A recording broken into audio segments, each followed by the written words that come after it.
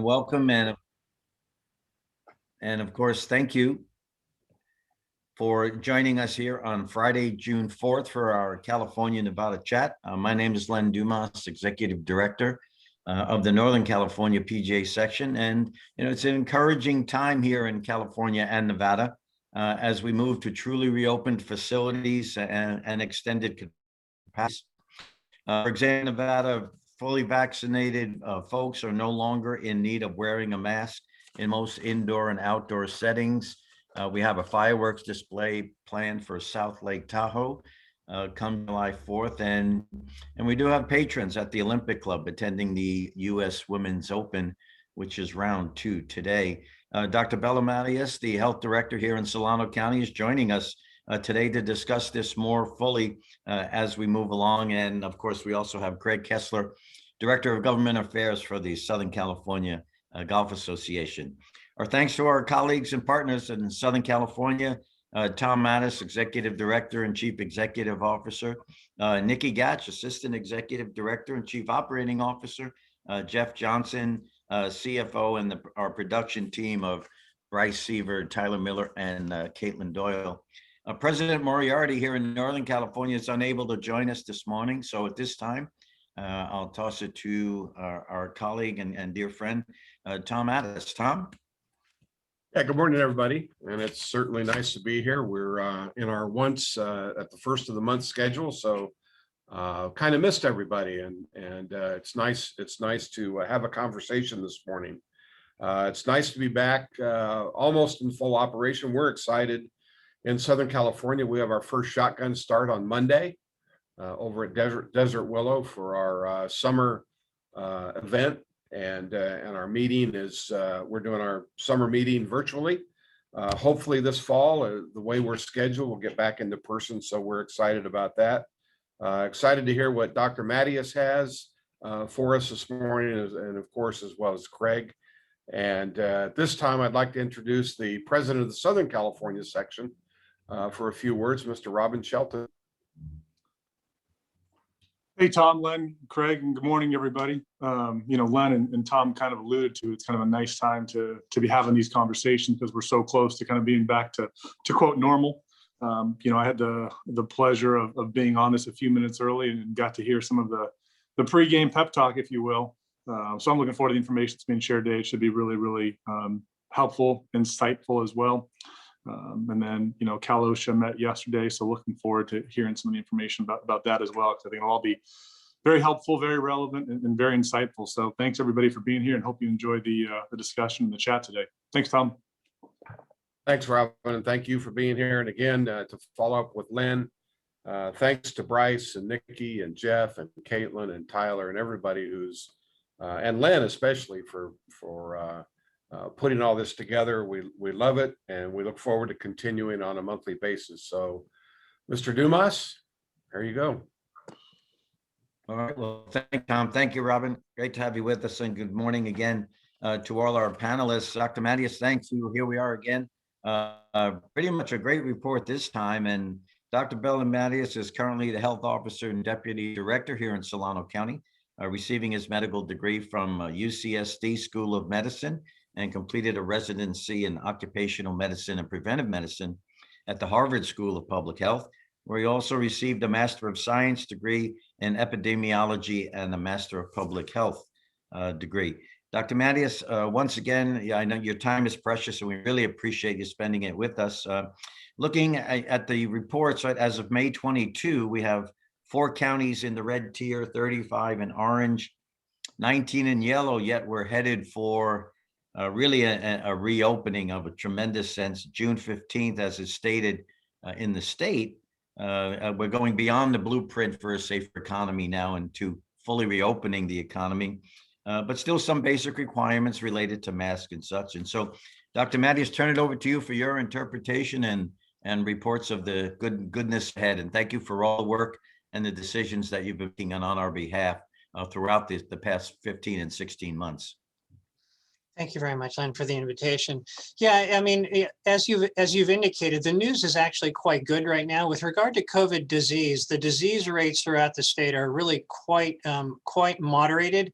The rates of illness have been dropping since that really bad surge that we had in the winter. That surge sort of peaked in December, January, and really from February forward, the disease rates have been slowly dropping. And they're not dropping evenly across the state, but as you've mentioned, in most of the state, we've managed to get counties into the orange and even into the yellow tier. So what that means is that the rate of illness is quite low compared to where we were. The impact of that is that hospitalizations and ICU occupancy are really quite low as well. So, you know, we have quite low case counts throughout the state. We have relatively few people hospitalized compared to what we've experienced throughout this pandemic, and little in the way of ICU use. And with that, we've also seen a substantial reduction in fatalities. So, you know, with every or by every metric that we use to measure what's been happening with this pandemic, we are in as good a place as we have been. And it's not by accident that we're here. This is very much impacted the degree to which we have been so successful in immunizing people throughout the state for COVID. As immunization rates have gone up, disease rates have gone down, and that's obviously why we immunize. And just to reflect on that for a moment, there are basically two purposes for COVID immunization. One is to protect the individual who's vaccinated from getting sick and having a bad outcome. The other is to protect the community, because the more people in a community who are immune, the harder it is for the disease to keep spreading from one person to another. So as a whole, about 70% of the adults, about 65% of those who are age 12 and over have received at least one dose of vaccine. So that's about 2/3 of the eligible people in the state are vaccinated. Now, the percentage ranges a lot from a low of 28 or 29% in one of the Northern California counties to around 50% for counties in the Central Valley, to as high as 80% in Marin County and in San Francisco and San Mateo area. So, excuse me. So in the Bay Area, the vaccination rates are higher. They're high in Southern California as well. San Diego and LA have good vaccination rates. They're not quite as high as Central Valley or the northern part of the state. So that reflects essentially cultural differences in the degree to which people are comfortable with the vaccine or are comfortable with the vaccine message.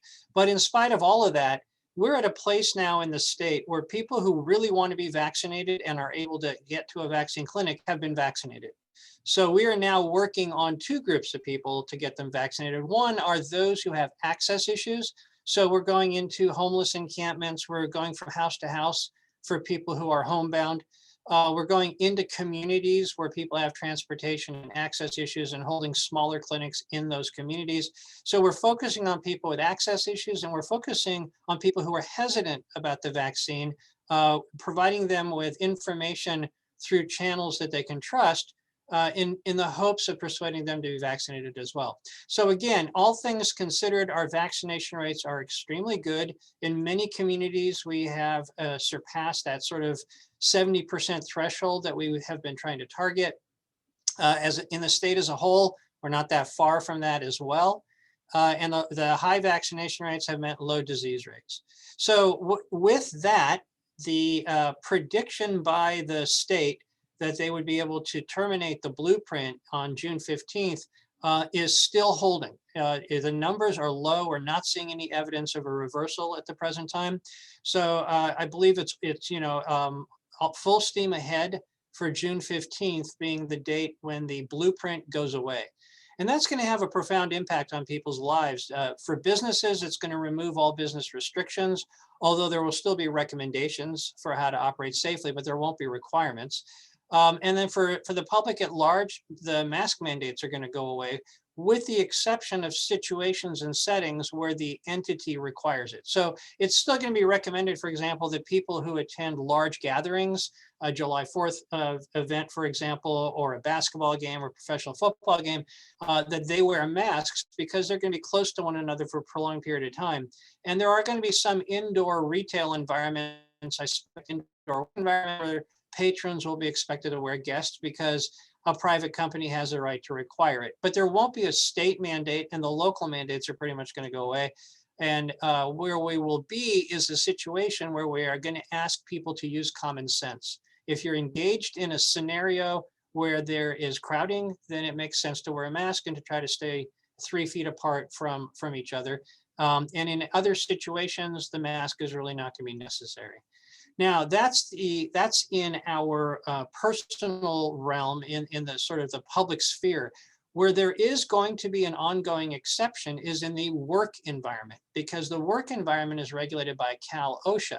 And Cal OSHA, at their meeting yesterday, has decided to retain the mask requirement with a few limited exceptions. And the exceptions are not going to be easy to meet in a lot of places. Essentially, you don't have to wear a mask if everyone in the space is vaccinated.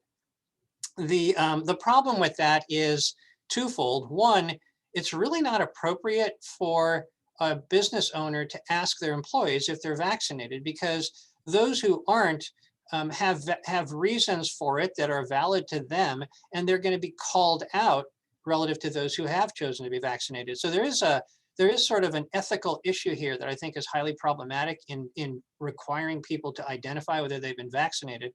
And then the other problem is, in most work environments, you're going to find at least one or more people who aren't. And so the impact, the actual practical effect of the OSHA ruling is a continuation of the requirement for masks in the workplace, at least for the next few months before they reevaluate things.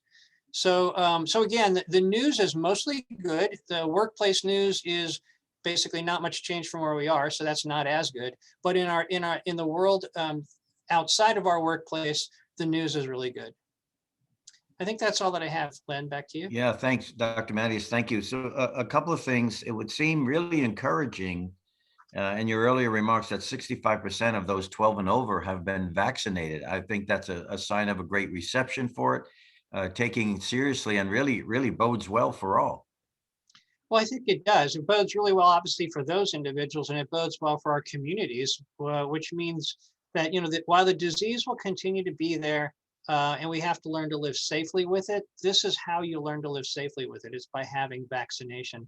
And a point I want to make about the vaccination is that while the overall number is about 65%, remember that the people we worried about most were those who are 65 and over.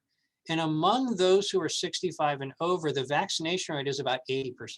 So we've actually done what we most wanted to, which is to protect individuals at greatest risk of harm. So among folks who are at a higher likelihood of having a hospitalization or dying, the vaccination rates are actually quite a bit higher. And so that's even better news. The program worked in terms of putting those folks out first and making the vaccines available. Seems the program has ultimately been very successful. So Dr. Mattias, maybe it's just the population, but interesting that the 4 counties still in red are very rural counties: Del Norte, which is just about Oregon, Yeah. Shasta, Stanislaus, and Yuba. So your thoughts on that? As I say, it may just be a function of math with lower populations and such, or are there other reasons? Well, I think that there have been 2 sets of reasons. Well, let me step back. There have been many reasons why people have been hesitant to be vaccinated, and then there have been many reasons why people refuse to be vaccinated. The hesitancy typically has to do with not being sure about the safety or the effectiveness of the vaccine. And these are people who can be persuaded to be vaccinated if we can show them that friends and family who've been vaccinated had good outcomes, that the disease is actually being protected by the vaccine, that the vaccine, is protecting us against disease, and that the vaccines are safe. So the people who are hesitant for those reasons are typically delaying vaccine, but are ultimately getting vaccinated. But 2 other sets of reasons that are much harder to tackle. One has to do with cultural distrust of government, and therefore distrust of vaccination messages that government has been putting out. And there are many racial ethnic communities that for valid reasons have a distrust of government. And what you'll find is that among those populations, vaccination rates are much lower. And there are some counties with very high populations of those particular groups. Vaccination rates therefore will remain low. And then the other is a very unfortunate byproduct of the bipartisanship that occurred during the re-election campaign, where the concept of vaccination was associated with liberalism, and many conservative voters feel uncomfortable because they see it as a liberal thing and not as something that is generically good for health. And I think that they have developed a belief structure that the information about the disease and the vaccine is misinformation, and that it's being controlled in a way that they're not really being given honest truth. And so that is an underlying reason for a lot of the vaccine reluctance. And not surprisingly, the proportion of people who are conservative varies a lot among counties in our state. And I think that contributes very strongly to the high rates of vaccination in the Bay Area versus low rates of vaccination in the Central Valley and Northern California. So really what we're confronting here are valid personal beliefs about the vaccine and about the source of information and whether you can trust it. And, we have a lot of work ahead of us to get past that distrust, but we don't have a choice but to actually embrace that reality and deal with it. Dr. Manis, we are in essence between holidays. We've got, and we talked about this a little bit before we came on, we're a week past Memorial Day, and yet about 30 days with July 4th ahead of us. So do we expect any spike or results of the Memorial Day gatherings and such, or which have not been felt yet? Well, it's too early. Yeah, we would be starting to feel that over the coming weekend. And July 4th, as you say, is just a little bit ahead of us. I believe that what we will observe is small spikes related to holidays, because there are still many among us who are not vaccinated who are going to get together and spread the illness. The good news about those spikes is that they're going to be a lot smaller than they were last year. And they were going to predominantly affect younger people who are inherently healthier. So I don't think that the spike in illness will be accompanied by a comparable spike in hospitalizations or deaths. So that's what I'm predicting. That's what I'm hoping will happen. This disease, as I say, is here to stay. We have to learn to live with it safely. We can't expect to get rid of it. That's not going to happen, which means that there will be spikes in the disease during those time periods when people are interacting closely with each other and able to transmit it. So what I anticipate will be smaller spikes involving predominantly younger people, and therefore better outcomes. And I think that the reason for what we will observe is the high rate of vaccination, especially among those who are older. And periodically, Dr. Mattis, there is a report about a booster needed perhaps in a year or going forward. Your thoughts on that, please. I think that, if you reflect on all of the diseases we get vaccinated for, what you'll notice is some diseases like the flu require annual vaccination because the virus changes all the time and we want to stay current. So we pretty much have a new formulation of vaccine every year. Pertussis vaccine and tetanus are more about every 10 years. The pneumococcal vaccine is twice in your life. Some of the vaccines like the hepatitis B series can be once in your life. And it has to do with how rapidly a virus changes as to how often you need to do boosting.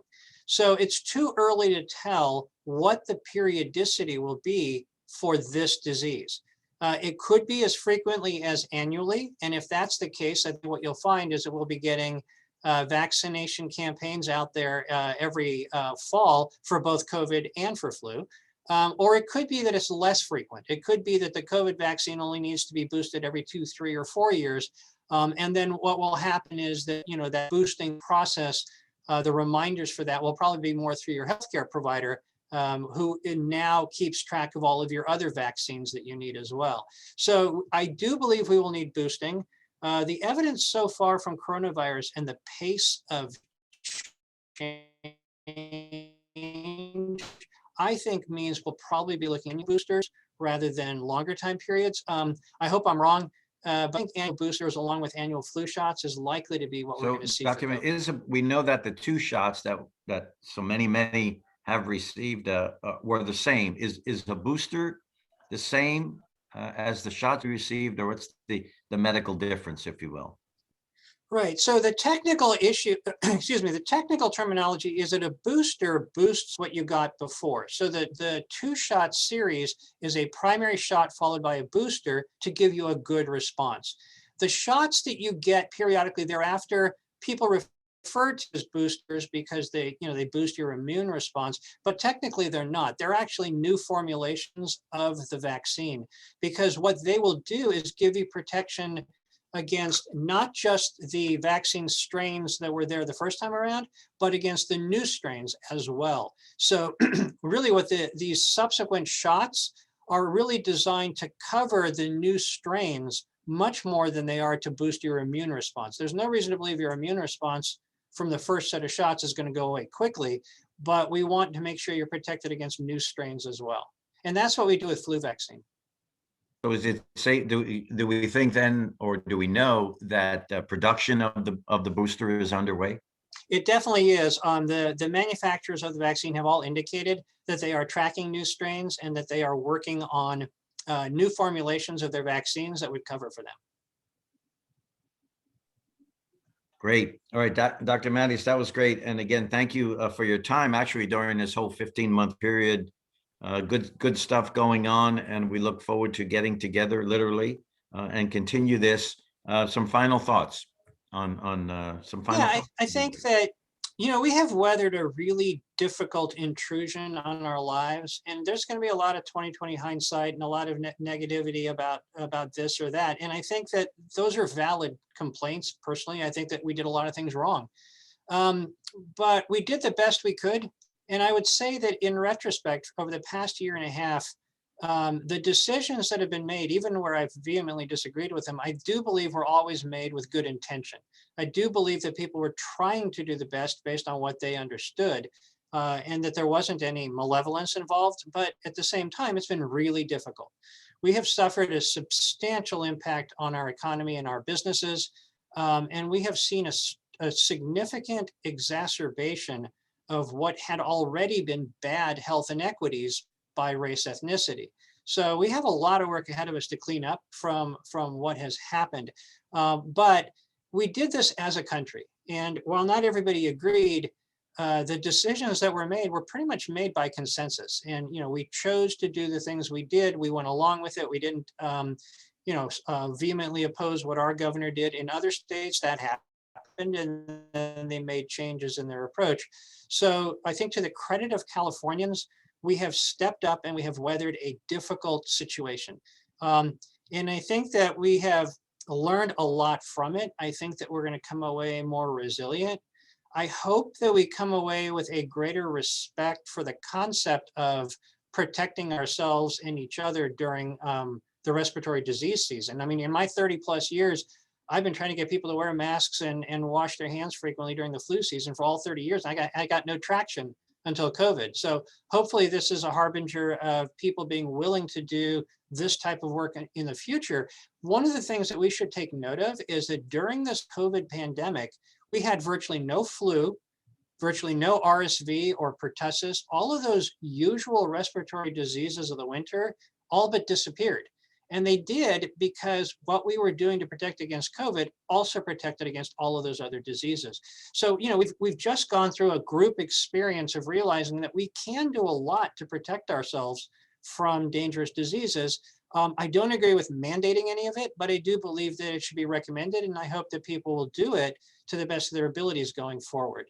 I also just want to point out from the position of being pragmatic that there are many among us in our communities and throughout the state who don't agree with what's been done, don't agree with masking as being effective, don't agree with vaccination. And I think we have to respect people's choices. I think it's really important that going forward, we at least allow for the fact that there are valid differences of opinion on these topics. And my purpose has been to make vaccine available to everyone who wants it, and then to give information for those who are hesitant.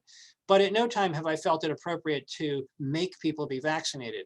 And I think that part of it stems from a need to respect the fact that we are a diverse country and we are a diverse state. And if we want to embrace tolerance in a meaningful way, we have to be genuinely respectful of people's differences of opinions. Yeah, Well, thank you, Dr. Mattias, and again for your leadership and participating with us and being such a supporter of what we have done here in the golf industry as well. Well, you guys have done a great job. You definitely should pat yourselves on the back. I mean, golf from the very beginning was one of the smartest and wisest of the activities in terms of how you all responded.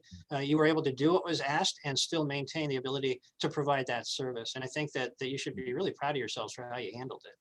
Well, we certainly thank all the facility operators, our colleagues around the state, around the country, around the world for putting the tape on the floor, indicating 6 feet, for putting shields up at the registers, for going to single rider golf cars, for informing, turning off the water fountains on the golf courses and such and such and such and such. So certainly great teamwork. Dr. Matty, I hope you can stay with us for the remainder. If not, fully understand, and I'll stay in touch with you. And thank you so much once again. Thank you very much. And again, I appreciate the invitation. Okay, on to Craig Kessler, and Craig has also been with us from day one of the not only the California chats, but keeping us informed even before we began these. So it's about 15, 16 months now. Craig, there's always a lot going on that you have the pulse of. So I'll turn it over to you. We'll talk maybe a little bit about AB 1346 and such, which is in the works, but what's happening? Well, thanks, Len. Thanks, Tom. Thanks to both sections. Thanks to Dr. Mattias. He's been, in my opinion, and I've heard a lot, been the most informative of the public health directors that I've listened to over the course of the last 15 months. And my job is required that I listen very carefully to all of them. Something that Dr. Mattias said in his closing remarks struck me as a somewhat longer version of what I often find myself saying because of the job that I have, that just as hard cases make bad law, crises make for bad public policy, yet hard cases have to be decided and crises have to be dealt with. And I think that was Dr. Mattias's point. We made a lot of mistakes. What else is new? We always make a lot of mistakes. The goal is to learn from them, to analyze them, to respect each other, and to even respect those who, and I think well taken, that those who we think made mistakes made them out of the best of intentions. They just had different points of view, and they too may avoid those mistakes in the future. And that's a perspective that I appreciate, and it's a perspective that I always take, because I find myself often dealing with crises and hard cases, and those hard cases are not just legal cases, but hard public policy cases. So Len, you teed me up a little bit with a piece of legislation. So I'll start there with the 2021 legislative calendar. We track a lot of bills, thousands get every year, thousands get filed by the February deadline. Not many, very few ever make it out of both houses of the legislature and on to the governor. And as we discovered when the governor was Brown, sometimes bills that we supported from day one and had pretty good support in both houses and overwhelmingly positive floor votes ended up being vetoed. So it's a long way from bill to law. And I think everyone needs to keep that in mind, because often with some of the bills that get filed, and many of them are just posturing for the constituents back home, they have no chance of ever going anywhere. We panic every time we see something. So there were two bills that we ended up tracking very, very carefully in this session.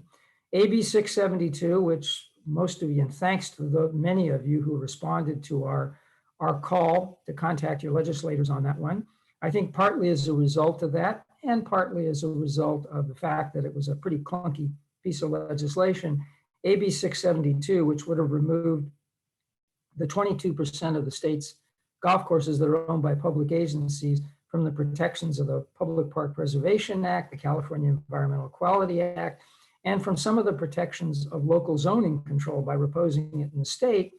That bill not only didn't make it past the hearing, it never even got docketed for a hearing on its first committee of reference. However, as we explained to everyone, The thinking suffusing the bill is held by many in the legislature, by many who hold public policy positions, and by many who are the 91% of us who don't play golf. The 9% of us are persuaded of the virtues and values of golf. The 91% we have to keep in mind. We need to constantly make that case to them over and over and over again. And roughly that's the distribution of golfers who hold public office and work in public agencies. So that bill, we defeated it. It partly defeated itself. Very pleased. But the one that Len just referred to, AB 1346, which is a bill that, if it becomes law, will ultimately direct the California Air Resources Board to adopt a rule that would eliminate the sale, not the use, but the sale of all gas-powered equipment of 25 horsepower or less, which is a substantial amount of equipment, by 2024. The golf industry, now obviously the intent is, the aim of the bill is focused on the blowers and some of the small equipment that is already battery powered, although doesn't always work in certain temperature ranges. But the golf industry uses a lot of equipment that's closer to the 25 that is not available, commercially available in battery power yet.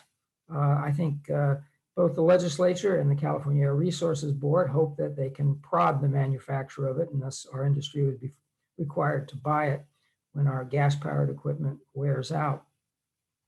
This one has made it through the assembly, albeit there were comments along the way that indicated concern with the point I just raised, is that we don't get in front of ourselves and mandate something that's not commercially available, yet essential to many industries, landscaping, golf, agriculture, etc. So the news is we had with the author of the bill and the author's office included in that bill language as it passed the assembly. We'll try to make sure it stays in as it passes the Senate, and it will pass. That directs the California Air Resources Board to consider both feasibility and, to a lesser extent, costs, and in flexibly perhaps applying not a blanket 2024 prescription on all of the equipment, but maybe some later dates for that equipment, which is not going to be commercially available. Again, I'm not expert in all of it, but I've seen the listing from the Golf Course Superintendents Association, which for obvious reasons is our technical lead in dealing with this entire issue. But I'm encouraged, and I want to remind everyone that it's been my experience anyway, that dealing with agencies, whether in this case it's CARB, or more often dealing with the Department of Water Resources, or some of those things that I'll get to it in a minute, we're going to be increasingly dealing with again as drought is upon us again, or another spike in a longer mega drought, as some academics have concluded, that they are generally very reasonable in terms of feasibility and cost issues and structuring rules so that they're consistent with the ability to continue to do business in the state of California. I know to many of you, there was, and another comment that Dr. Mattias stated, that perhaps the saddest reflection of the era in which, the political era in which we live in, is that a virus and a vaccine response and the fact of using masks was elevated into actually a political statement, I think speaks volumes about the hypercharged era in which we live. And that some of the commentary that even comes out of our own industry it plays into that a little bit. So I want to assure you that on 1346, AB 672 was a horrible piece of legislation that was aimed right at the heart of golf. And I think we responded appropriately with a full court press in opposition. And we'll continue to do that to the degree to which things like that come back.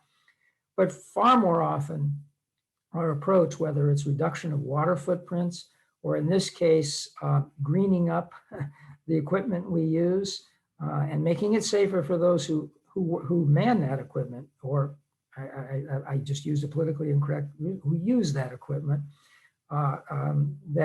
that's inevitable.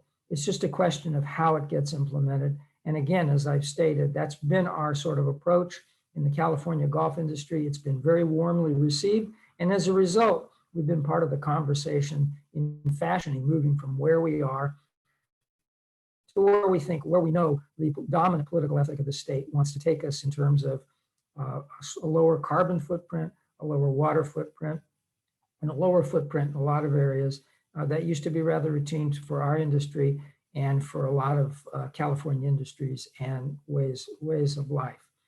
So that about covers it, I think, for the 2021 legislative session. I wish we could have gotten into a little bit more detail on the independent contractor issue. We did succeed last year, we and others, in really perfecting the business to business for professional services exception under which PGA golf professionals can very easily fix. We found one of the prongs of the 12-prong test enunciated therein problematic, not so much in what it said, but problematic and we couldn't figure out what it said. And I posed that to lawyers and a lot of persons more expert than I in that kind of subject. And they don't know, they can't tell me what it means either. So we were hoping to clarify that. But there's only so much bandwidth in the legislative session.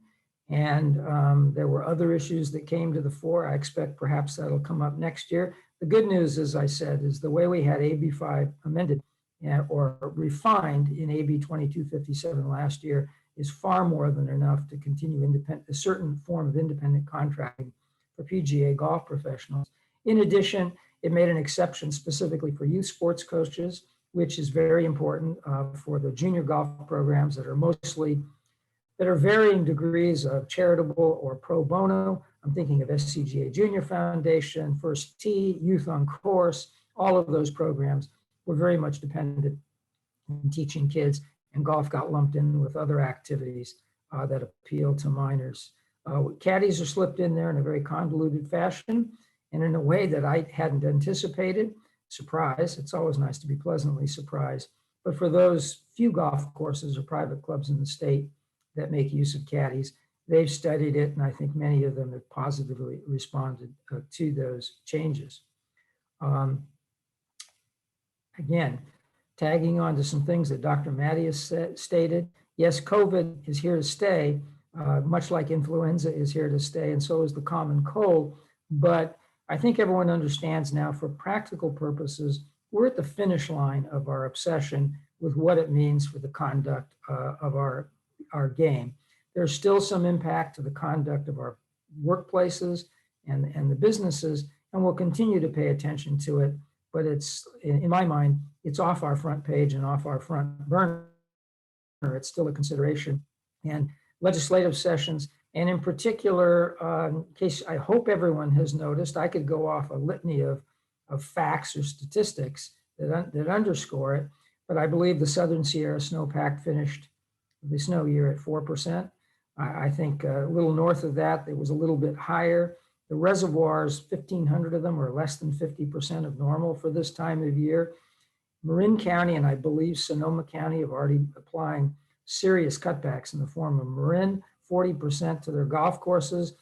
41 of the state's 58 counties are now in a formal drought emergency per a gubernatorial declaration. And there's a whole litany of things which tell us that even though the southern part of the state, because we can't rely upon Mother Nature, so we do a lot of storage, and there were a couple of good years in there in which we did up our storage. So we're okay in the southern part of the state for roughly another year. But if we're not bailed out by Mother Nature, and there's no guarantee, no one has a clue as to what Mother Nature is going to do next year or any year, then we're looking at a repeat of the 2013, 14, and 15 and 16 era, which is what we're right now calling the last drought. Some are calling merely one of many spikes in a longer term mega drought, and most insidious in there. And again, some people will take this as a political issue. I don't want to get into origins of why it is, but there's no doubt it is hotter and drier in California. For whatever set of reasons, I'll leave to others to discuss or study or speculate.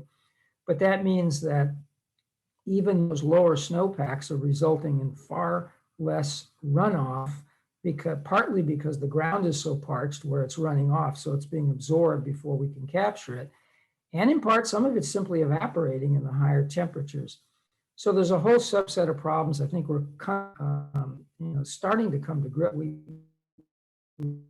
started to come to grips with in the last drought, and then we got a lot of rain, snow, and then we had a pandemic. So we put that a little bit out of our mind. But we have to keep in mind that when we talk about this year shaping up to be the third driest year on record, and we had the 2 driest years between 2012 and 2016.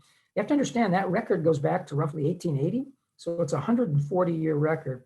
And in geological time, that's not even a nanosecond. So, and as experts and scientists take a look at the tree ring record from California, not that long ago, 600, 800 years ago, 1,000 years ago, we had the incredible periods of mega drought. And things constantly change. So California went from, a couple of million souls 140 years ago to now 40 million. Golf industry went from 0 to 1,000 golf courses. So a whole host of things, and including our industry, which is very water dependent, grew, thrived, existed on a set of conditions that we thought were stable and normal. And there is no such thing as stability or normality when you're dealing with something like weather patterns. In fact, we do know that 1880 is a significant date because that's when at least, I don't know if the entire world, but certainly North America was coming out of one of the many ice ages, which may explain some of the warming phenomenon now that we've clearly added to with the use of greenhouse gases, which has exacerbated what otherwise might have just been a normal warming pattern, because that's the history of the geology of the earth. So I think you have to remember we're rather insignificant, and our time frames are so short, and yet we often draw grandiloquent conclusions based on a database that is, quite honestly, just doesn't exist.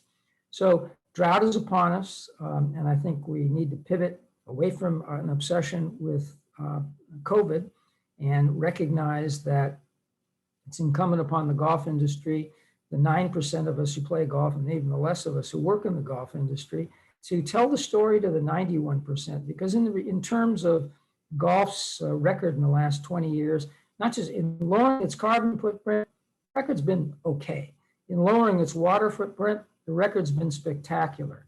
And the degree to which we can explain that record, just on the facts of that record, to the 91% of the world that doesn't play golf, doesn't understand it, and often has ideas about it that are not supported by the evidence and the facts, we will be better off. Because no matter how passionate we may be about the importance of the game of golf, understand that it is a frivolous use under California law. And even those of us who are avid golfers would understand that domestic use, health, safety, agriculture, a whole host of things come before golf. But golf's competing with a lot of other so-called frivolous, tagged frivolous uses. And quite honestly, our record in reducing our use of it and the way in which we use it efficiently is better than almost all. And we shouldn't be shy about shouting that loudly and clearly, and not just telling it to each other or forums like this, but getting out there and telling it to the 91% who don't play golf, telling it to media, and in particular, telling it to policymakers. Because as we pivot from dealing with COVID to now beginning to deal with drought, our problems, even in the municipal sector, which I've talked about at length in this forum, but more so in other forums, I can tell you that those problems have not gone away, because we may think, doesn't the world understand that in an area, but I'm going to speak specifically about Southern California, and in particular the Los Angeles area, has long been identified by the National Golf Foundation as the most golf-starved region in the continental United States. In other words, there are more golfers chasing fewer golf holes in this hugely populated region than anywhere else in the continental nation. And we may think that with the 30% uptick in business with COVID, and the fact that private clubs that once were pretty sleepy during the week suddenly are having some maintenance challenges because too many of the members are playing, And the public golf courses, those of you like me who play public golf courses realize your biggest problem is you can't get a tee time. You can't get a tee time on a 9-hole golf course at 5 in the afternoon at this point, at this time of the year. So surely the world must understand that this talk that was previous to COVID, golf declining and golf's being a frivolous use or a useless use of property and so forth, certainly the pressure would come off.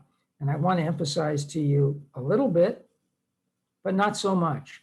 Ideas, perceptions, ideas, and thoughts die really hard. Once an idea gets fixed in somebody's mind, they tend to stick with it. In fact, they tend to stick with it even when there's powerful evidence to the contrary. So don't forget that. I can't list them off the top of my head, but Kevin Fitzgerald and I are working on at least 10 that I can think of, 10 or 12 that we know of. Challenges to the very existence or the continued full existence of municipal forests in Southern California. And if you get a tee time now, as we begin to lose those. So it's if there's anything, any greater point that I'm trying to make here with this, it's that don't assume that because it's obvious to us that it's even on the radar screen of the policymakers. So I guess that is a concluding remark a little bit. I'm sorry, I apologize, Len, for being a little bit all over the map here today in this presentation, in this somewhat disorganized presentation. But again, as one of only 2 persons in this state of 40 million souls in a $13 billion golf industry, whose job it is full-time to advocate for the golf industry, I cannot emphasize enough that what is so obvious to us every day that we wake up and work in this profession is not even on the radar screen of the majority of those who make the public policies that determine our fate in these industries and in these communities. So we need to speak to that segment of our society, because that's the segment that's going to determine our fate. And with that, if I haven't lost the audience entirely, Len, I'll be happy to answer any questions that were raised or clarify any of the confusing things that I just shared with everybody. Craig, thank you. And those are just, key topics, particularly the drought. Now, on the other side of that, we've been to some extent adapting to it and preparing to it, because many courses that have renovated in the past 5 to 10 years have taken out maintainable area, have created more open space, have created input grasses that don't need as much water, and so on and so forth. So we're not totally unprepared for this. And I think that also speaks well to what you were just talking about, public perception about the golf industry, that we're not using as much water. And I don't know if it'll ever come out how water is treated on the golf course, that to a large extent it is science. It does serve as a filter. It does serve as a natural agronomic filter for water. And the water that leaves the golf course is generally cleaner than the water that arrived on the golf course.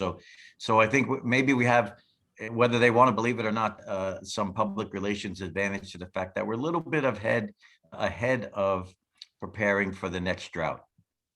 Well, I think in the drought, I think in the water realm, it has been golf's best record in the last 20 years. I agree with you, Len. But having said that, we still need to communicate that loud, long, and clear, and repeat it and repeat it and repeat it. Because I think it's a mistake. Not golf doesn't just make this mistake. We all make this mistake. We think that's what's obvious to us is obvious to others, and nothing could be further from the truth. So I guess what I'm making a brief for here is to get that record out there to the non-golfing world, and also understand that, I touched a little bit on the fact that Southern California is insulated a little bit because it uses reservoirs and has access to the Colorado Basin as well to store water. But that area, the above surface reservoir area is over as well. We pretty much maxed that out. So the future storage techniques are going to be stormwater capture and aquifer replenishment. Both of them require huge investments in the infrastructure necessary to do that. So we need to be mindful that infrastructure gets paid in various ways. Those who are listening from the Coachella Valley or the desert community understand this. And it can be paid for collectively as in those uses benefit society. They can be paid for in the way in which I think Measure W in Los Angeles County, which was a stormwater capture parcel tax, paid for it in the sense that only impermeable surface came under its rubric, and not the permeable surfaces. Thus, and it could have been the other way. So the battle is less about fighting, these things than it is about participating in how those things are going to be structured. And no matter how you slice it, the Gulf suffers from the fact that water is fast becoming an even higher cost factor in some cases than labor, which is a phenomenal statement. And to the degree to which it is, we're very price sensitive in a way that other sectors are not. And so we have to be mindful and pay very close attention to that. And the reason I'm going into great detail here is that I can see it clearly, again, because I work in that every day. I can see what's inevitable. These things cannot be stopped. I don't care what anyone says. They're inevitable. They're going to happen. They have to happen for the state to survive.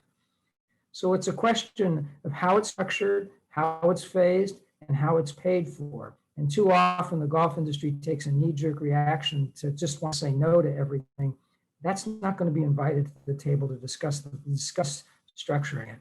So that's why I sometimes sound like a broken record on this, because I'm trying to take my own lesson I'm giving everyone today. What's so obvious to me is not obvious to most of the people listening. It's not obvious to most who work in the industry. So I'm going to continue to be a broken record on that, to try to get everyone to view the world through the lens and the eyes of those who don't get up in the morning and think golf's important. Greg, going back to 1346 for just a moment, and in the sense that, just a quick comment on it, and then your response, of course.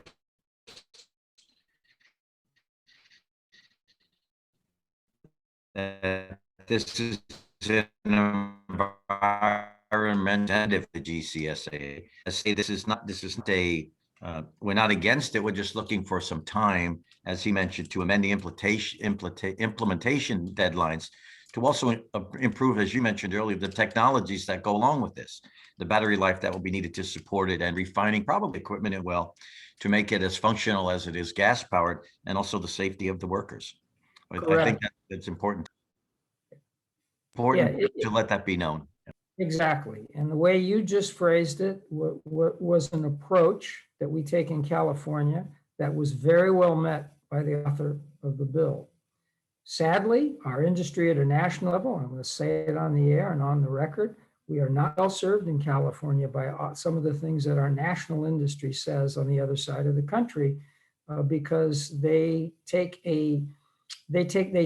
don't take a stance and don't present the issue the way you did, Len, and they double or triple or quadruple down on an image that we all understand is unfair in terms that we're elite. 70% of our game is public, and it's quite affordable and quite accessible. And yet those long-term perceptions out there, and oftentimes perceptions govern far more than reality, and they double and triple down on it in a way that doesn't help our cause here. Okay, well, thank you, Craig, again for your insights and guidance on everything that we've done the past 15 months. And then Dr. Mattias, thank you again for the decisions you've made and taking us through this and bringing us through this. And as we wrap up, I'd like to turn it over to Tom Addis in Southern California. Tom, some closing remarks, please. Yeah, thanks, Len, and thanks, Craig. And I assure you, you are never disorganized, at least in these eyes. And Doctor, thank you. Robin, thank you for being on, and your introduction, and of course with Bryce and Nikki and Jeff and Caitlin and Tyler and you, Len. And I would like to remind you that July 9th is our next California Nevada chat. And I know we said the first of the month, the first Friday of the month, but because it's a holiday, starting July 2nd, through the 4th, of course, we decided to do July 9th. And so we will see you on July 9th. Thank you. Thanks for all you've done for keeping our business and our sport safe and healthy. We'll continue to do so, and everybody have a great weekend. Thanks. Yeah, thanks, Tom. So we, the members of our sections and have a chance perhaps this weekend is about 4,000 folks a day, from what I understand, being allowed on to the Olympic Club for this Women's Open second round today. There is the Mediheal next week, interestingly enough, at Lake Merced. There will be no spectators at Lake Merced, but then the following week, we'll be at the Men's Open at Torrey Pines. So moving south to go see Tom and Nikki and Jeff and everybody, and understand there will be patrons again, probably in that 4,000 to 5,000 range per day. So hope somewhere in there you have the opportunity to enjoy that. Thank you all for everything that we've all done. This great teamwork getting through this. Happy Friday, happy weekend. Best to all. Be safe, and we'll see you on July 9th.